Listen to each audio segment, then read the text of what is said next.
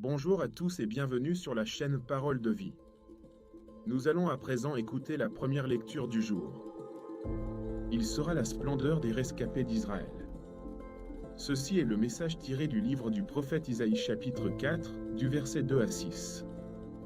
Ce jour-là, le germe que fera grandir le Seigneur sera l'honneur et la gloire des rescapés d'Israël, le fruit de la terre sera leur fierté et leur splendeur. Alors, ceux qui seront restés dans Sion, les survivants de Jérusalem, seront appelés saints, tous seront inscrits à Jérusalem pour y vivre. Quand le Seigneur aura lavé la souillure des filles de Sion, purifié Jérusalem du sang répandu, en y faisant passer le souffle du jugement, un souffle d'incendie. Alors, sur toute la montagne de Sion, sur les assemblées qui s'y tiennent, le Seigneur créera une nuée pendant le jour et, pendant la nuit, une fumée avec un feu de flammes éclatantes.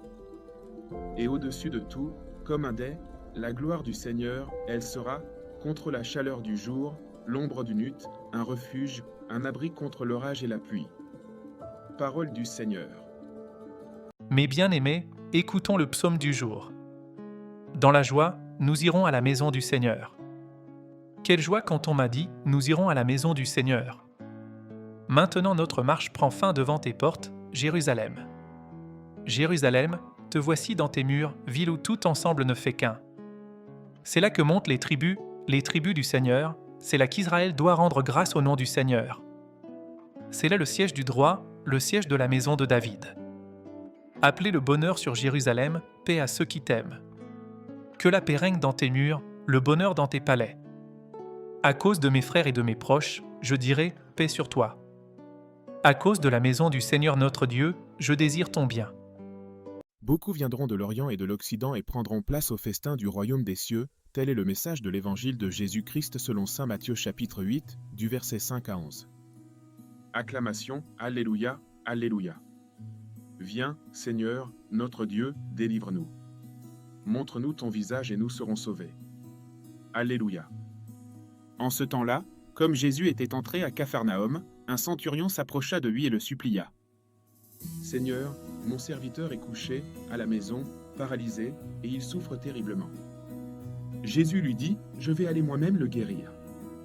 Le centurion reprit, Seigneur, je ne suis pas digne que tu entres sous mon toit, mais dis seulement une parole et mon serviteur sera guéri. Moi-même qui suis soumis à une autorité, j'ai des soldats sous mes ordres, à l'un, je dis, va, et il va, à un autre, viens, et il vient, et à mon esclave, fais ceci, et il le fait.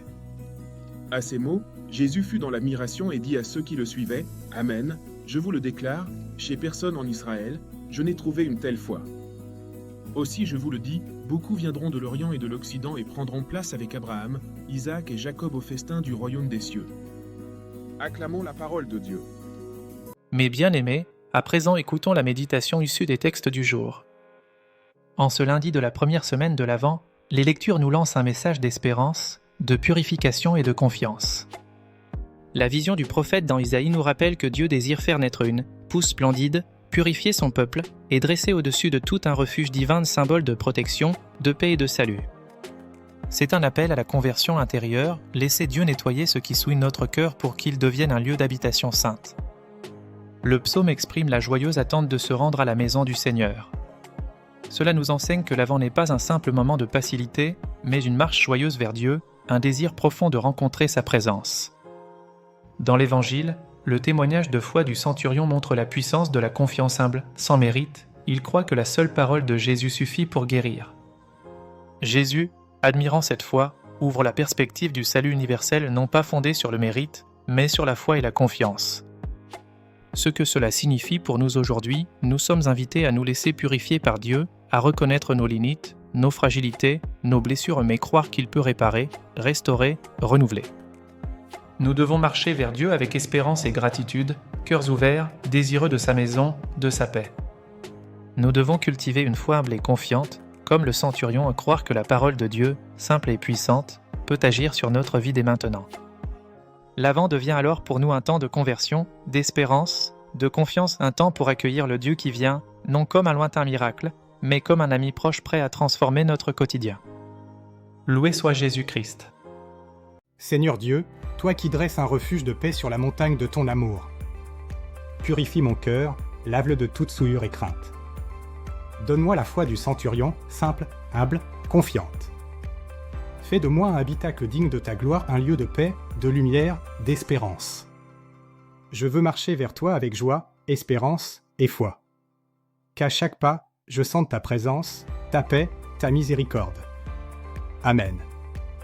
Merci d'avoir écouté la chaîne Parole de Ville. N'oubliez pas de liker, partager et surtout de vous abonner à la chaîne pour bénéficier de la parole de Dieu tous les jours.